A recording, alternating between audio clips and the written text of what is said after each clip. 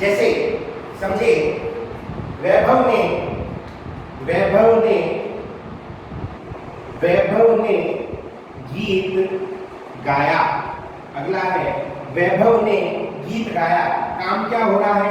गाने का। कौन कर रहा है? वैभव। तो कौन सा कारक है? कर्ता कारक।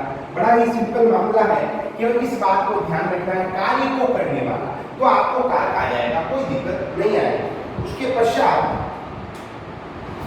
आपको और ध्यान में लेता हूं अगर इसके, जैसे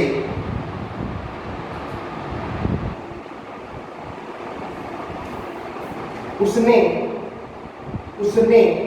पत्र भेजा। उसने पत्र भेजा। काम कौन कर रहा है? भेजने का उसने, यानी वो कर रहा है। इसमें ने भी आया है, ठीक है, तो इसमें भी कर्ता कारक।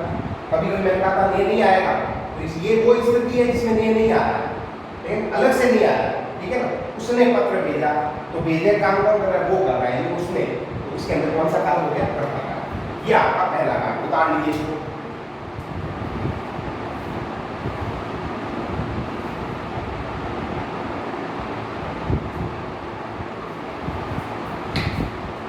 चलिए अब हम बात करते हैं अगले कारक की, जो है कर्म कारक। जो है दूसरा कारक, वो है कर्म कारक। दूसरा कारक है कर्म कारक। इसका पहचान चिन्ह है, वो है को। पहचान चिन्ह है को। इसका अर्थ है क्रिया का प्रभाव जिस पर पड़े। क्रिया का प्रभाव जिस पर पड़े, यानी क्रिया का प्रभाव जिस पर पड़े, क्रिया का प्रभाव जिस पर पड़ता है उसमें हमेशा कर्म कारक होता है। यानी क्रिया का प्रभाव जिस पर पड़े, उदाहरण के तौर से अभी हम समझेंगे इसको, तो ये बात जो है आपकी समझ में आ जाएगी। जैसे वही उदाहरण, राधा ने मोहन को पीटा। अब दो टाइप से आप समझ सकते हो, एक तो को आया है, ठीक है, और दूसरा टाइप है क्रिया का प्रभाव जिस पर पड़े। देखो इससे समझने का प्रयास करोगे तो कारक जो है कभी जिंदगी में नहीं भूलोगे। क्रिया का प्रभाव जिस पर पड़े, क्रिया क्या है? पीटना। कौन कर रही है? राधा। तो यहाँ पे कौन सा कारक? कर्ता कारक, कार्य को करने वाला। अब जो ये पीटने का काम राधा द्वारा होता है, इसका प्रभाव किस पे पड़ रहा है? मोहन पर पड़ रहा है। मोहन पर पड़ रहा है। इसमें कौन सा कारक हो गया भाई? अब कर्म कारक। यही तो लिखा था कि क्रिया का प्रभाव जिस पर पड़े, किस पर पड़ रहा है? मोहन पर पड़ रहा है, यानी मोहन को पीटा जा रहा है, तो इसमें हो गया कर्म कारक। तो सॉरी, अगर हम इस बात से समझेंगे तो हमें अधिक समझ में आएगा। मैं वापस एक बार दोहरा देता हूं, पीटना की क्रिया कौन कर रहा है? राधा। तो इसमें कर्ता कारक। अब प्रभाव किस पे पड़ रहा है? मोहन पर पड़ रहा है, मोहन को पीटा जा रहा है, तो इसमें हो गया कर्म कारक। ये बात सिद्ध होनी चाहिए। अगला है उदाहरण, अगला उदाहरण कर्म कारक का। जैसे अगला उदाहरण कर्म कारक का, दुकानदार ने चोर को पकड़ा। दुकानदार ने चोर को पकड़ा। अब देखिए कार्य क्या हो रहा है? पकड़ने का, ठीक है जी, क्रिया हो गई, ठीक है। कौन पकड़ रहा है? दुकानदार। तो इसमें कौन सा काम हो गया? कर्ता। आगे बात समझ में। अब प्रभाव किस पर पड़ रहा है? यानी किसको पकड़ा जा रहा है? चोर को पकड़ा जा रहा है, यानी ये हो गया कर्म कारक। आशा है समझ में आई होगी बात आपको, ठीक है। अब इससे एक और चीज समझते हैं दो उदाहरणों से। आपने देखा होगा ये दो उदाहरण है, इसके अंदर आपने देखा होगा कि एक से ज्यादा कारक आ रहे हैं। यहाँ भी कर्ता कारक, यहाँ कर्म कारक, कर्ता कारक, कर्म, यानी एक से ज्यादा कारक एक वाक्य के अंदर आ सकते हैं। तो सर हमें कैसे पता लगेगा कि कर्ता कारक उत्तर देना है या कर्म कारक उत्तर देना है? तो भाई एक आपको अगला उदाहरण मैं देकर समझा रहा हूँ, एक तीसरा उदाहरण मैं दे रहा हूँ और आपको इसका भी जवाब दे देता हूँ। जैसे उदाहरण है, मालिक ने नौकर को भेजा।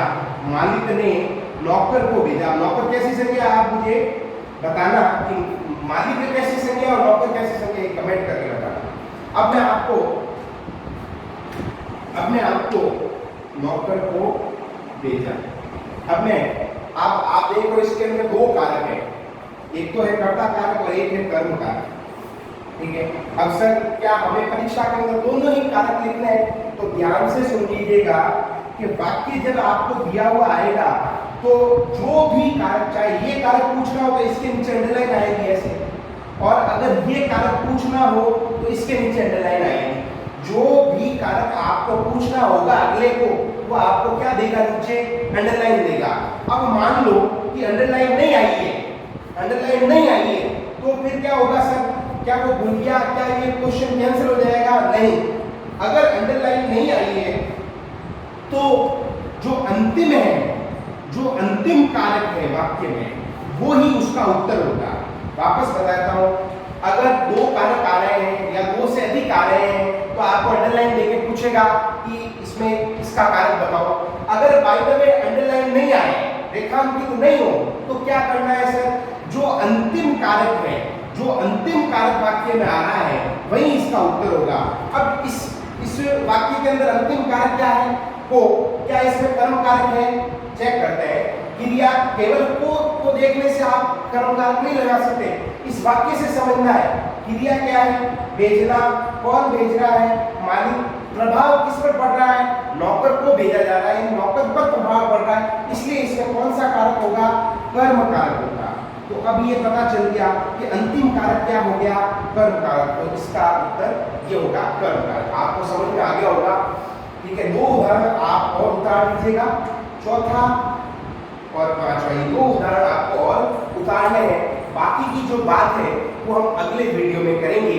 आशा करता हूं कि आप घर पर पढ़ रहे होंगे और वीडियो में जो काम दिया जा रहा है, अब आपको कोई वीडियो की दिक्कत या लाइट की कोई दिक्कत नहीं आ रही होगी। मेरे हिसाब से मैंने पूरा प्रयास किया है कि आपको किसी प्रकार की दिक्कत नहीं आए। एक आप मेरी निवेदन आपसे एक और रहेगा कि वीडियो को आप पूरा देखें, अंत तक सुने और पढ़ते रहें। आप उतार लीजिए इसको, मैं आपको 5 सेकंड का वक्त दे रहा हूं और आशा ऐसी करता हूं कि आपको समझ में आया होगा। बाकी के कारकों की बात करेंगे अगले वीडियो में। तब तक के लिए धन्यवाद।